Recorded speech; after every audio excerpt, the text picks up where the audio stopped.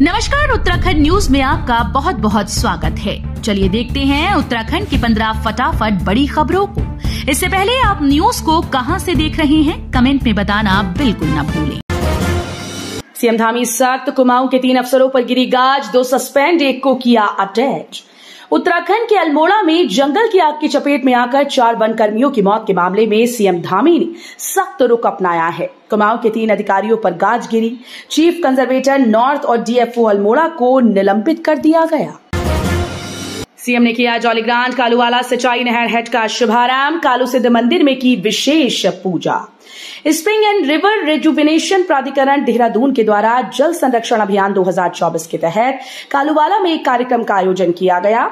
इस दौरान मुख्यमंत्री पुष्कर सिंह धामी, कैबिनेट मंत्री सतपाल महाराज, सुबोध उनियाल, विधायक ब्रजभूषण गैरोला ने भाग लिया। अब छोटे गन्ना किसानों को चीनी मिल की पर्ची भी मिलेगी जल्द। सट्टा नीति में बदलाव करेगी सरकार। प्रदेश के छोटे गन्ना किसानों को पेराई सत्र के दौरान चीनी मिलों से पर्ची जल्दी ही मिलेगी। इसके लिए प्रदेश सरकार सट्टा नीति में बदलाव करेगी। इसके अलावा निजी क्षेत्र की इकबालपुर चीनी मिल को पेराई सत्र 2023-24 का 20.36 करोड़ बकाया राशि भुगतान 15 जुलाई तक करना होगा। भीषण गर्मी के बीच जून माह में बिजली की रिकॉर्ड मांग, कई जगहों पर कटौती। प्रदेश में भीषण गर्मी के बीच बिजली की मांग जून माह में रिकॉर्ड स्तर पर पहुंच गई। महीने में पहली बार मांग 6.1 करोड़ यूनिट पर पहुंच गई। मैदानी ग्रामीण इलाकों में कटौती हुई। इंजीनियर भूस्खलन ट्रीटमेंट की सही तकनीक से हुए रूबरू। विशेषज्ञ बोले सही स्टडी के बाद ही उपचार।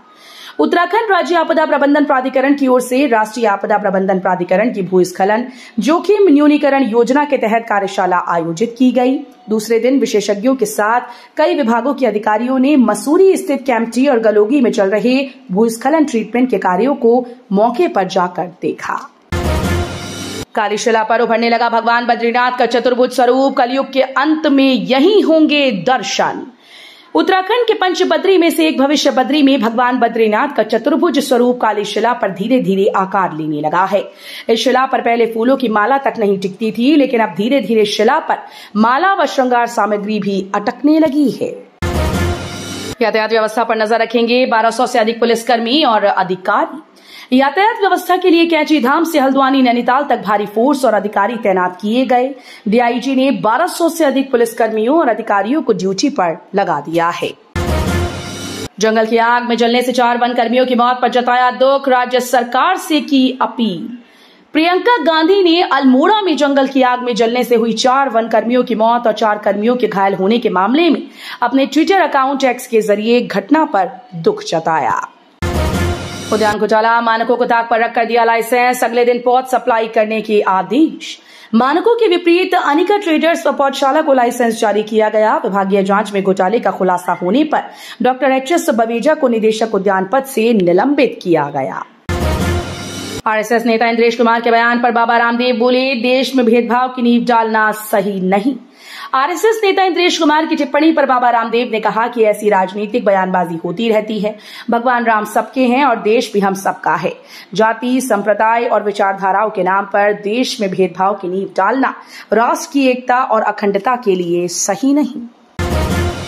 नारसन से सप्तऋषि तक और लगेंगे 112 सीसीटीवी कैमरे। खुद कप्तान रख रहे गतिविधि पर नजर। नारसन बॉर्डर से लेकर सप्तऋषि चेकपोस्ट तक अब तक 112 सीसीटीवी कैमरे और लगाए जाएंगे। पहले से 288 सीसीटीवी कैमरे लगे हैं, अब इनकी संख्या 400 हो जाएगी। जुलाई में घट सकते हैं अरहर, चना, उड़द दालों के दाम। अच्छे मानसून और आयात बढ़ने का मिलेगा लाभ। निधि खरे ने कहा कि हमें अच्छे मानसून, औसत से अधिक बारिश की उम्मीद है। उनका कहना है कि दालों के रकबे में उल्लेखनीय सुधार होगा। बाजार में ऊंची कीमतों को देखते हुए किसान फसलों के रकबे में और भी बढ़ोतरी करेंगे। गड़बड़ी बर्दाश्त नहीं करेंगे। नीट मामले पर शिक्षा मंत्री धर्मेंद्र प्रधान ने दिखाई सख्ती, कहा जवाबदेही तय की जाएगी। केंद्रीय शिक्षा मंत्री धर्मेंद्र प्रधान ने नीट यूजी में बड़े रजिस्ट्रेशन और स्कोर के पीछे उठ रहे सवालों का जवाब दिया। उन्होंने कहा कि 13 भारतीय भाषाओं में परीक्षा का विकल्प पाठ्यक्रम का कम किया जाना व स्टेट बोर्ड के साथ बड़ा तालमेल जैसी कई वजह हैं। इटली में पीएम मोदी ने की जेलेंस्की से मुलाकात। यूक्रेन युद्ध पर दिया अहम बयान। G7 शिखर सम्मेलन के दौरान आउटरीच बैठक में हिस्सा लाने इटली पहुंचे पीएम नरेंद्र मोदी ने शुक्रवार को दुनिया के कुछ दिग्गज नेताओं के साथ द्विपक्षीय बैठक की। देर शाम तक पीएम मोदी की फ्रांस के राष्ट्रपति इमानुएल मैक्रों, ब्रिटेन के पीएम ऋषि सुनक के अलावा यूक्रेन के राष्ट्रपति व्लादिमीर जेलेंस्की से बातचीत हुई।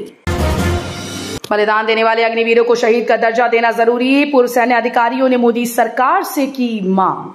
Retired lieutenant general HS. Panag ने अपने एक विचारोत्तेजक आलोक में कहा कि वन रैंक वन पेंशन लागू होने के बाद पेंशन का बोझ घटाने और सेना की वर्तमान औसत आयु 32 साल से घटाकर 26 साल करने के लिए लाई गई अग्निवीर स्कीम में बदलाव की जरूरत है। तो ये थी उत्तराखंड की 15 बड़ी खबरें। रोजाना ऐसे ही सबसे पहले अपडेट पाने के लिए चैनल को सब्सक्राइब करना बिल्कुल ना भूलें।